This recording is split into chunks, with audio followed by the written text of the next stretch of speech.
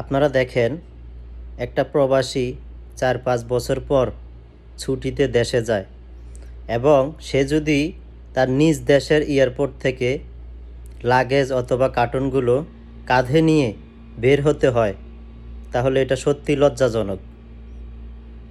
এয়ারপোর্টে যারা কর্তৃপক্ষ আছে, যারা সেখানে কাজ করেন, তাদের এই জিনিসটা ভাবা উচিত যে এটা শুধু বাংলাদেশের মানুষই দেখছে না, বিশ্বের বিভিন্ন দেশ থেকে বাংলাদেশের লোক আসে এয়ারপোর্টে, যারা যাতায়াত করে, ফরেনার যারা আছে তারাও কিন্তু এই দৃশ্যগুলো দেখে।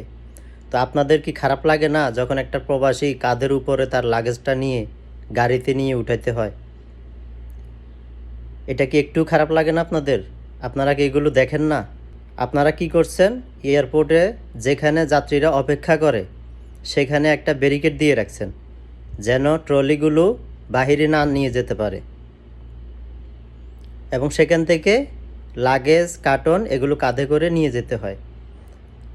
ট্রলিটা তো বেশি দূর নিতে পারবে না, হয়তো বাহিরে যেখানে পার্কিং রয়েছে, গাড়ি যেখানে দাঁড়িয়ে থাকে সেখান পর্যন্ত নেবে।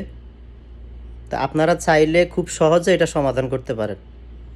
এক্সট্রা 2-4 জন লোক রাখলে এটার সমাধান হয়ে যায়।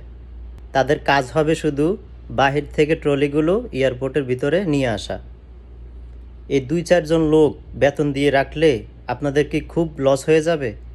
একটা ইন্টারন্যাশনাল এয়ারপোর্টে 4 জন লোককে বেতন দিয়ে রাখার মতো ক্ষমতা আপনাদের নাই।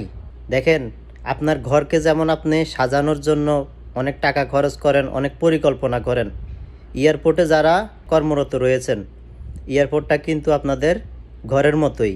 তা আপনারা চাইলে এটাকে সাজাইতে পারেন, সুন্দর রাখতে পারেন, সুন্দর একটা পরিবেশ মানুষকে উপহার দিতে পারেন, কিন্তু আপনারা সেটা করছেন না।